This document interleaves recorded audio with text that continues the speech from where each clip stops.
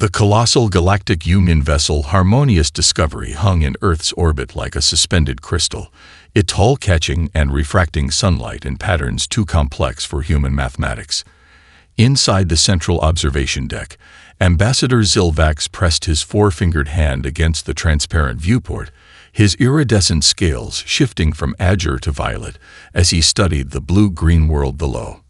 Remarkable biodiversity readings, Third Science Officer Mektal announced, her tentacles dancing across holographic displays that hovered at various heights around the circular chamber.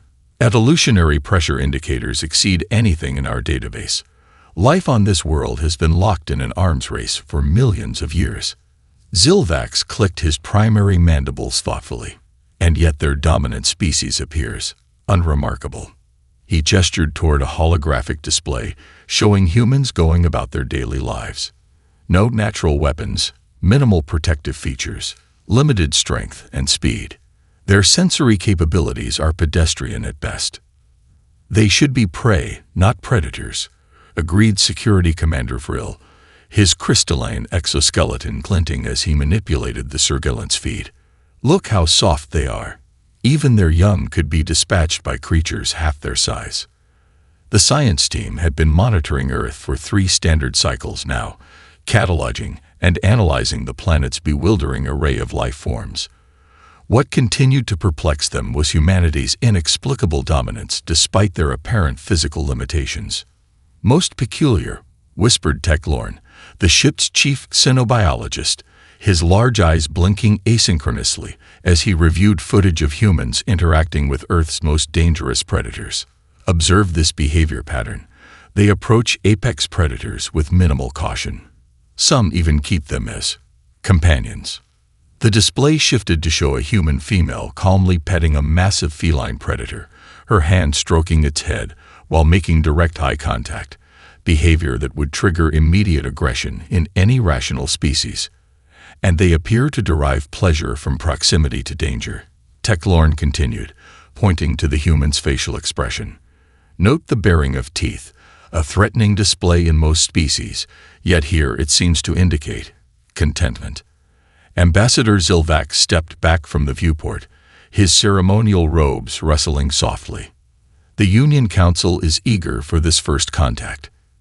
These humans have achieved spaceflight and rudimentary AI, despite their limitations. Their artistic and cultural outputs suggest a capacity for cooperation that will make them valuable, if minor, additions to the galactic community. Classification recommendation, asked Mektal. Provisional Class 3 non-threat species, Zilvax responded without hesitation. Prepare the diplomatic vessel. We'll make planetfall near their largest eastern population center, Shanghai, I believe they call it. As the crew dispersed to their stations, only Techlorn lingered, his attention caught by a curious recording. A human male, seemingly unarmed, stood facing an advancing predator many times his size. Instead of fleeing, the human maintained eye contact, raised himself to full height, and produced a loud sound that somehow caused the larger creature to retreat. Fascinating, Techlorn murmured to himself. They don't act like prey at all. 3 hours later, the diplomatic shuttle descended through Earth's atmosphere, its stealth systems temporarily deactivated to allow human tracking systems to monitor their approach. Ambassador Zilvax, flanked by representatives from 7 different Union species, stood ready at the exit ramp, mentally reviewing the standard first contact protocols that had served the Union for 12 millennia. The shuttle touched down with barely a tremor on the designated landing zone outside Shanghai. As the ramp extended and touched Earth soil, Zilvax adjusted his universal translator and stepped forward with absolute confidence. These soft, friendly creatures would surely be the easiest first contact in Union history. He failed to notice how the human security detail moved with predatory economy, their seemingly casual postures belied by eyes that continuously scanned for threats even as they smiled in welcome. He missed entirely how they positioned themselves at optimal angles for both defense and attack, an unconscious behavior as natural to them as breathing. The first mistake of many to come. The United Nations Reception Hall, buzzed with the controlled excitement of history in the making. Holographic displays along the walls cycled through images of Earth's greatest achievements, architectural wonders, artistic masterpieces, and technological breakthroughs, carefully selected to impress the alien delegation. Commander Sarah Chen stood at the center of the human welcoming committee, her military posture softened by the elegant diplomatic attire she wore. Her eyes, however, retained the sharp assessment of someone who had spent decades evaluating threats in combat zones across 3 continents. "Ambassador Zilvax," she said, extending her hand with practiced formality. "On behalf of the United Nations and all humanity, welcome to Earth." The alien hesitated momentarily before accepting the handshake, his compound eyes registering subtle surprise at the firmness of her grip. "The Union extends its peaceful greetings to your world," Zilvax replied through his translator. "We come seeking friendship and knowledge exchange between our civilizations." Behind the ambassador, Union xenobiologist Mektal quietly updated the official species classification file. Her appendages danced across her data tablet, confirming humanity's status. Class 3 non-threat species, bipedal omnivores with limited defensive capabilities and minimal natural weaponry. Recommended approach, diplomatic integration with standard cultural preservation protocols. Only Science Officer Tech Lauren seemed dissatisfied with this assessment. While the formal introductions continued, he quietly approached a human information specialist. "I wish to access your historical archives," he requested, "particularly records of your species' development and interactions." "Of course," the specialist replied with a smile that Tech Lauren found oddly disconcerting. "Our complete historical database is at your disposal." The diplomatic party moved from the reception hall to a guided tour of Beijing's Forbidden City. Ambassador Zilvax marveled at the intricate architecture and artistic details. "Such harmony and beauty," he commented to Commander Chen. "Your species clearly values aesthetic pleasure and cooperative effort." Chen nodded politely. "This palace complex was almost completely destroyed during what we call the Boxer Rebellion, then later damaged again during the Second World War. What you see is largely reconstruction, beauty rebuilt from the ashes of conflict." The ambassador's translator struggled momentarily with the concept of world war, eventually settling on planetary internal dispute. Zilvax dismissed this as irrelevant ancient history, focusing instead on the peaceful present these humans seemed to embody. Later that afternoon, the human hosts arranged a cultural demonstration in the palace courtyard. A group of human performers executed what the aliens assumed were ceremonial movements, bodies flowing through elaborate positions with graceful precision. "A ritual dance of peace?" asked one of the Union representatives. "Tai Chi and Wing Chun," explained Chen. "Ancient martial arts systems developed for combat and self-defense, though many practice them now for spiritual and health benefits." The aliens watched with academic interest, missing entirely how each flowing movement concealed lethal strikes, how each graceful transition masked devastating counterattacks. They saw beauty where trained human observers would have recognized efficient violence. Only Tech Lauren, who had spent hours immersed in human historical records, watched with growing disquiet. His appendages twitched nervously as he leaned toward Zilvax. "Ambassador, I believe we should revise our—" His urgent whisper was cut short by a deafening explosion. The ancient wooden ceiling splintered as armored figures crashed through, descending on metallic cables. Massive reptilian warriors, their scales reinforced with technological enhancements, landed in a precise formation around the diplomatic gathering.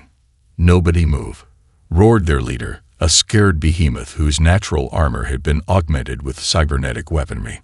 "I am General Krav of the Vexcar Dominion. This planet is now under our control." With practiced efficiency, his soldiers seized several diplomats, both human and alien, before the security teams could react.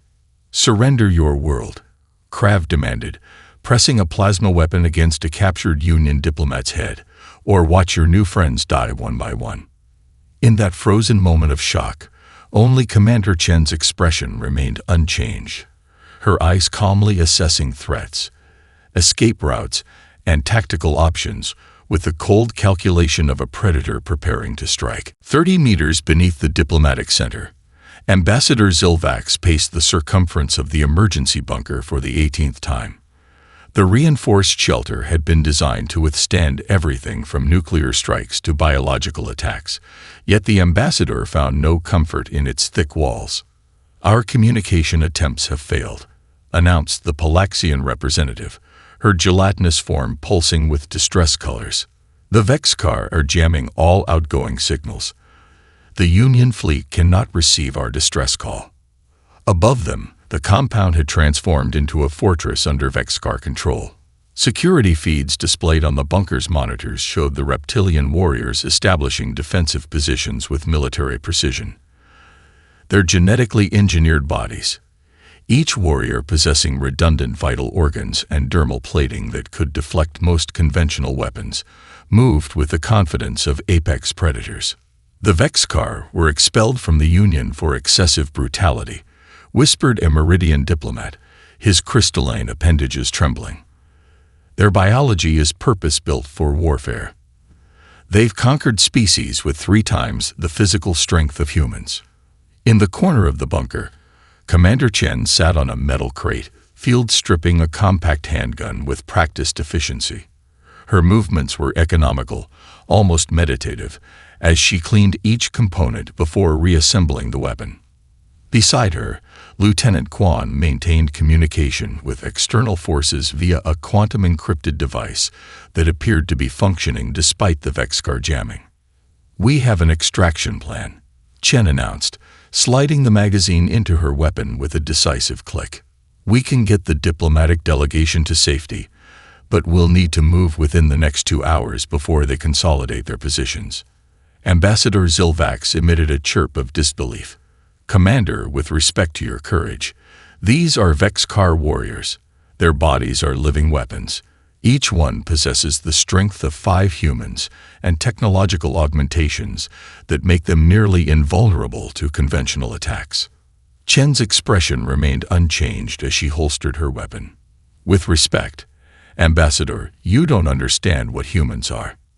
The alien delegation watched in collective confusion as Chen transformed the bunker into an operations center.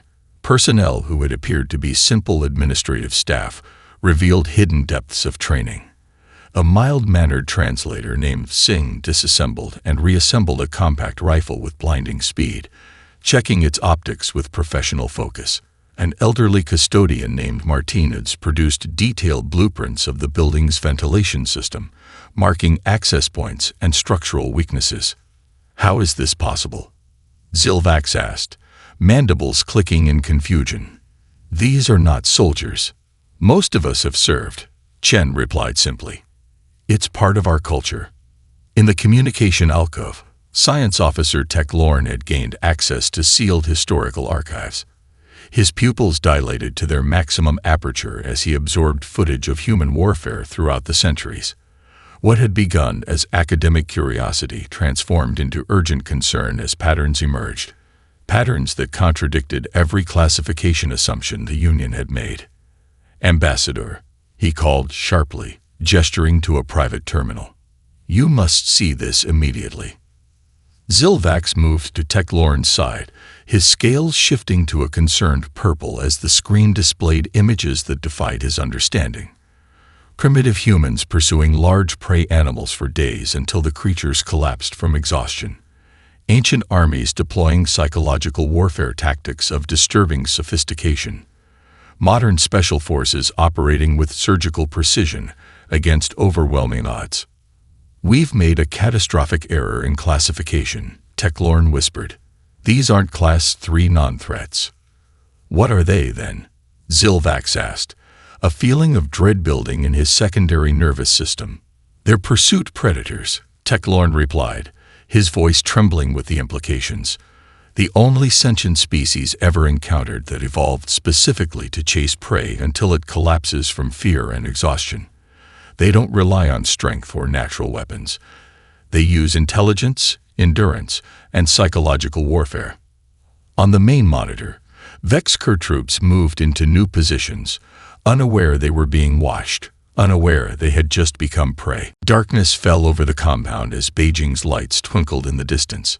The Vexcar sentries activated their enhanced vision systems, thermal imaging overlaid with motion detection algorithms that could identify a mouse scurrying across a field at 500 meters.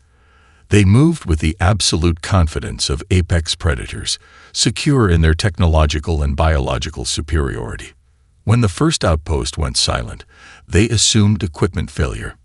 When the second disappeared from communications, they suspected a system-wide malfunction.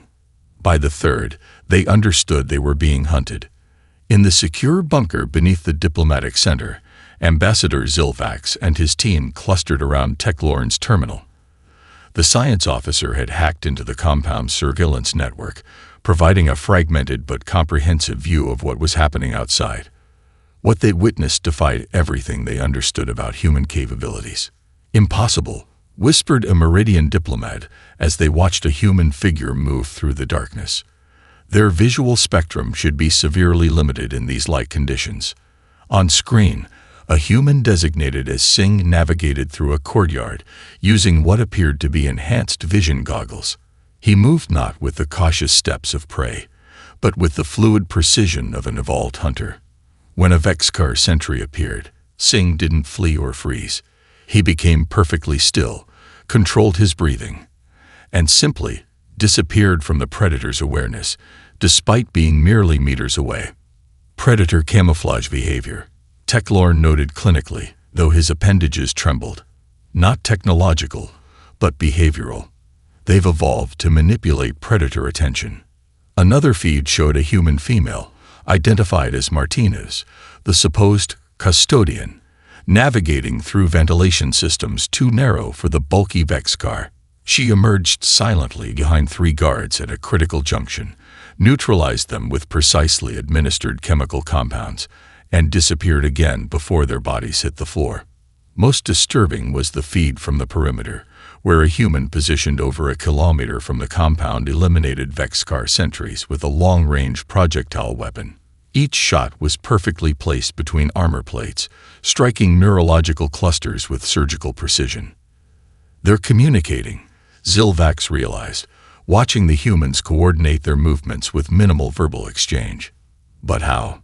We're not detecting any transmissions." "They're not using technology," Techlorn explained, his voice hollow with horrified understanding. "They're using prearranged signals, contextual cues, and timing. This is pack hunting behavior, evolved over millions of years of cooperative predation." The aliens watched as Commander Chen's team methodically isolated Vexcar units, cutting off escape routes and herding them into killing zones with a precision that seemed almost choreographed. When one human team member was injured by a lucky shot, the others didn't retreat or panic. They instantly adapted their strategy, becoming more aggressive rather than more cautious. "They're treating wounds in the field," noted a Union medical officer with disbelief, observing the human applying emergency treatment to their injured comrade. "No evacuation, no withdrawal. They're continuing the hunt despite casualties." "Persistence predation," Techlorn explained. "Their evolutionary advantage isn't speed or strength. It's relentless endurance. They don't need to outfight the Vexcar. They just need to outlast them." As dawn approached, the compound's surveillance system showed the staggering results of the night's operation. Nearly half the Vexcar force had been neutralized without a single human casualty. The remaining invaders had been forced into increasingly defensive positions, their initial confidence replaced by a growing, unfamiliar sensation. Fear.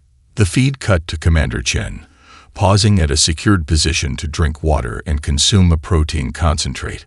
Her expression remained unnervingly calm as she studied a tactical display, planning the next phase of the hunt with the patience of a predator that knew its prey had nowhere to run. The alien delegation followed the path cleared by Chen's team, moving through corridors that still bore the evidence of the night's combat. What disturbed Ambassador Zilvax most weren't the neutralized Vexcar warriors. It was how efficiently they had been dispatched. Each one showed evidence of precision, rather than passion. calculation rather than rage. Minimal ammunition expenditure, murmured Tech Lorne, examining a fallen Vex car whose neural cluster had been shut down with a single projectile. They aren't shooting to harm. They're targeting specific biological vulnerabilities that they couldn't possibly have known about without prior study. They're adapting to our anatomy in real time, replied the Meridian medical officer, learning and applying knowledge within combat conditions. The group reached a secure communication hub that Chen's team had established in what had once been an administrative office. The room offered clear sight lines to all approaches and multiple exit routes, a location selected with predatory instinct. Commander Chen leaned against a desk, her uniform showing only minimal signs of the night's exertions. She gestured for the diplomats to take the available seating while her team maintained a security perimeter. "We have approximately 20 minutes before we need to move again," she explained. "The Vex car are regrouping for a counteroffensive, but they're still trying to figure out how many of us there are." "How many are there?" asked Zilvax, his translator struggling to convey his mixture of awe and dread. Chen's lips curved in what the aliens now recognized as a predator's smile. "Enough." During this brief respite, she explained elements of human military evolution that the aliens found increasingly disturbing. She spoke with clinical detachment about humanity's long history of conflict, from prehistoric tribe versus tribe combat to the industrial-scale warfare of their world wars. "Every weapon you see," she said, gesturing to her rifle, "began as something else. We've spent millennia turning tools into weapons, and weapons back into tools again. It's practically our species' signature." Science Officer Tech Lorne conducted real-time comparisons between human combat techniques and known galactic standards. His findings cascaded through the Union's tactical databases, triggering automated alerts across multiple classification systems. "Your efficiency exceeds theoretical models for species at your technological level," he noted, his appendages twitching with scientific excitement despite the circumstances. "Your neural reaction times, particularly in stress situations, are far superior to your baseline physiology." "Adrenaline," explained Lieutenant Quan without looking up from his tactical display. "Our bodies evolved to operate beyond normal parameters when hunting or being hunted. Our ancestors needed it to take down prey larger than themselves. This casual revelation that humans had evolved specifically to kill creatures stronger than they were sent a ripple of unease through the alien observers. The most profound moment came when Ambassador Zilvax witnessed a human medic treating a wounded Vexcar prisoner. The warrior had been captured rather than killed, and was receiving the same medical attention as injured humans. "I don't understand," the ambassador admitted, his scales shifting to a confused blue-green pattern. "You show mercy when there's no evolutionary advantage. This contradicts predator behavior." Commander Chen checked her weapon with practiced hands, her expression thoughtful. "That's the part that truly makes us dangerous, Ambassador. We can compartmentalize. We can choose when to be predators and when to be protectors. Most species can only be one or the other." Before Zilvax could process the implications of this statement, every communication device in the room activated simultaneously. General Crab's voice, rough with barely controlled rage, echoed through the speakers. "Attention, human vermin. I have monitored your tactical communications and analyzed your combat patterns. You may have clever tricks, but you will break before superior technology and strength. My forces are converging on your position now. Prepare to witness real power."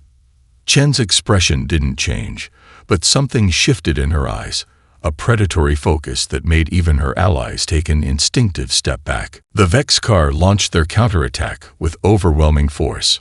Armored warriors advanced in tight formation, their movements synchronized by tactical implants. They deployed sonic disruptors and thermoptic shields, technology designed to intimidate any rational species into submission. Their war cries, amplified by vocal enhancers, echoed across the compound. They expected the humans to break formation and flee.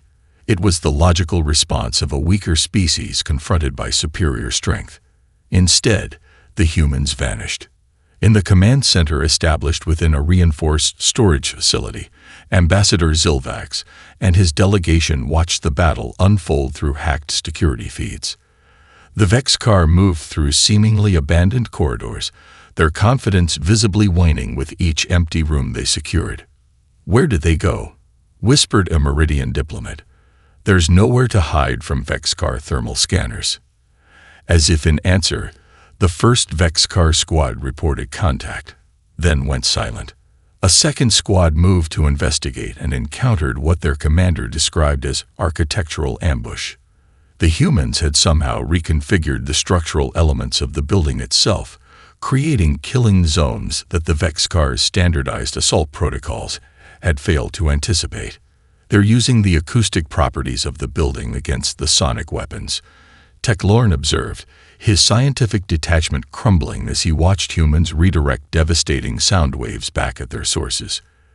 They're treating technology as terrain. Most disturbing was the close-quarters combat. When cornered, the Vexcar expected their superior strength and armor to prevail. Instead, they encountered humans who moved like water around their defenses, using the Vexcar's own mass and momentum against them. A human half the size of a warrior would redirect rather than oppose force, guiding armored bodies into walls or exposed structural elements with devastating precision. They're not fighting strength with strength, the Union combat analyst noted with growing horror. They're using knowledge of physics and biology to nullify evolutionary advantages. Ambassador Zilvax felt his scales involuntarily shift to the deep violet of existential dread as he observed the human expressions during combat. "They're enjoying this," he whispered, noticing the intense focus in human eyes, the occasional tight smile after a successful maneuver. "Not because they love violence," corrected Techlorn, who had been analyzing human neurological responses. "They're solving problems under pressure. Their brains reward successful adaptation.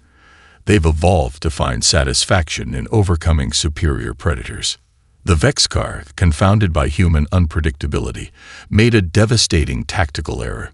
General Krav ordered his scattered forces to converge for a final overwhelming push, creating exactly the density that human tactics had been maneuvering toward from the beginning. The aliens watched in stunned silence as Commander Chen's voice came over the communication system, issuing the single phrase, "Spring the trap." What followed was coordinated with such precision that even the Union military observers couldn't fully track all elements. Barricades that seemed random were suddenly revealed as interlocking fields of fire. Apparent retreats were exposed as calculated maneuvers to draw Vexcar forces into pre-sighted killing zones. The entire battlefield had been shaped, not through superior technology, but through superior understanding of how predators think. From his orbiting vessel, General Krav watched the systematic destruction of his ground forces with growing rage. His mandibles clicked rapidly as he activated the ship's primary weapon systems. "If we cannot defeat these predators conventionally," he announced to his bridge crew, his voice tight with humiliation, "we will scorch their hunting grounds from orbit." In the command center, Commander Chen received the alert about powering signatures from the Vexcar ship. Rather than showing concern, her lips curved into what the aliens now recognized as a predator's smile. "Right on schedule," she murmured, turning to her communications officer. "Tell the boarding team they're clear to proceed to Phase 2. General Krav stalked the bridge of his warship, the Asterisk Inevitable Conquest Asterisk, monitoring the targeting systems as they locked onto the human diplomatic compound. His clawed hand hovered over the activation panel for the orbital strike system, a weapon capable of vaporizing 2 square kilometers of terrain. Behind him, his bridge crew worked with the nervous efficiency of predators who sensed a shift in the food chain. "Weapon charged at 87%, General," reported his weapons officer. "Atmospheric interference compensated for.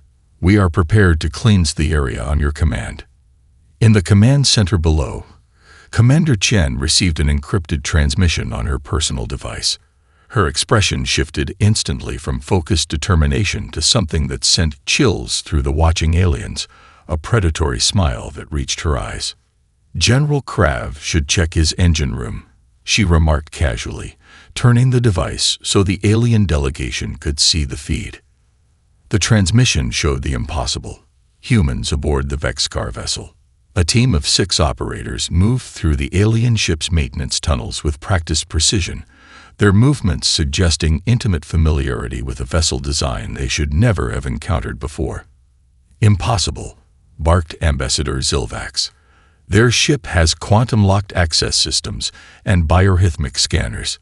No unauthorized life form could possibly. We sent them up 16 hours ago, Chen interrupted, checking her watch. Before the attack even started. Your arrival was never the Vexcar's primary objective. They'd wanted to study your ship design. We just had a team ready when they created the opportunity. On the Vexcar vessel, General Krav roared in disbelief as security feeds began cutting out one by one. The initial alerts from the engineering deck were dismissed as system malfunctions until the chief engineer reported directly, his voice tight with an emotion rare among Vexcar warriors. Fear. The humans are aboard, General. They're in the maintenance conduits. They're everywhere. The security feeds cut out in sequence, tracking the methodical progress of the human infiltration team. Krav ordered elite guards to critical systems, but communication with each team failed minutes after deployment. It wasn't simply that the humans were killing his warriors. They were doing so with such speed and silence that no warnings could be transmitted. In the diplomatic compound's command center, the alien delegation watched the boarding operation through tactical feeds with expressions of stunned disbelief. The humans moved through the alien ship like water finding cracks in stone, exploiting weaknesses in design and security that no Union analysis had ever identified. Look how they're adapting to alien technology, whispered Techlorn, observing a human operator bypass a security system within minutes of first contact. They're not just following procedures. They're innovating in real time. The most alarming display came when the feed showed a human infiltrator, recognized by Zilvax as the woman who had served refreshments during the diplomatic reception, reconfiguring a Vexcar weapon. She disassembled and modified the alien device with the casual competence of someone improving a familiar tool. She's increasing its efficiency, noted a Union weapons analyst with professional admiration that couldn't quite mask his horror. She's improving their technology while using it against them.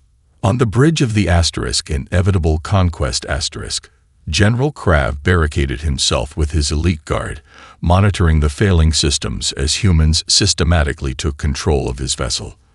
His mandibles clicked in agitation as every communication device on the bridge simultaneously activated with the same message. We could have killed you an hour ago. We were waiting until you understood what was happening.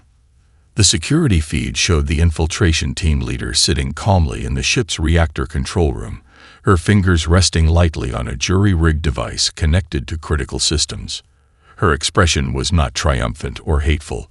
It was patiently expectant, like a teacher waiting for a slow student to grasp an obvious lesson. For the first time in his military career, General Krav understood true helplessness.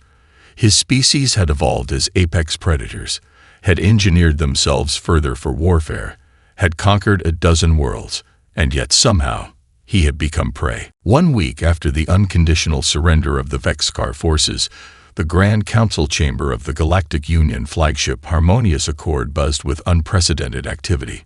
Representatives from 27 member species had assembled for an emergency classification session, the first of its kind in over 300 standard cycles. At the center of the chamber, the main holographic display showed Earth rotating slowly, data streams flowing around it like luminous rivers.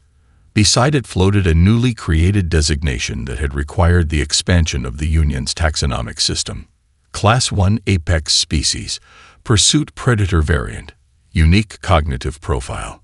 Ambassador Zilvax, his scales now permanently tinged with the violet of profound respect, addressed the assembled council. His voice carried the weight of one who had witnessed a fundamental shift in the galactic order. The human response to the Vexcar incursion requires us to reconsider everything we understood about predator species development, he began. They represent an evolutionary path none of our models predicted, a species that became dominant not through superior strength or natural weaponry, but through intelligence applied specifically to the problem of killing more powerful opponents. Behind closed doors, the Union Security Council debated the implications with barely concealed anxiety. Strategic models projected a disturbing conclusion. Containing humans within the Union framework would be safer than allowing them to develop independently. As one Meridian security analyst put it, better to have the predators inside our camp than stalking beyond our borders. The formal invitation ceremony took place in the United Nations Assembly Hall, rebuilt after the Vexcar attack. Commander Chen, now appointed as Earth's diplomatic representative, accepted the Union membership offer with gracious professionalism. Only Techlorn noticed how she had positioned her negotiating team to include specialists whose backgrounds directly addressed key vulnerabilities in various alien defense systems, a detail too subtle to be considered threatening, yet too precise to be coincidental. The human delegation included experts in quantum communications, xenobiology, and gravitic propulsion, precisely the fields where Union technology was most advanced. "She understands our fear," Techlorn whispered to Zilvax during a recess. "And she's using it as diplomatic leverage without ever making a threat." Later, in the privacy of Zilvax's quarters aboard the Harmonious Accord *, he and Techlorn contemplated the philosophical implications over glasses of synthesized earth wine, a beverage they had both developed an appreciation for. "The galaxy has changed forever," Techlorn mused, studying the collection of human cultural artifacts. Brilliant juxtapositions of artistic beauty and engineered precision. They've transformed killing into an art, a science, and a philosophy, yet somehow retained compassion alongside their lethal nature. "The truly terrifying part," responded Zilvax, manipulating a holographic display of human technological development curves, "is that warfare represents only a fraction of their evolutionary adaptations. Their pursuit predator instinct manifests in everything: their scientific inquiry, their art, their exploration. They don't just hunt bodies, they hunt ideas to extinction." The final report on human capabilities was disseminated across the 1,000 worlds of the Galactic Union with the highest security classification.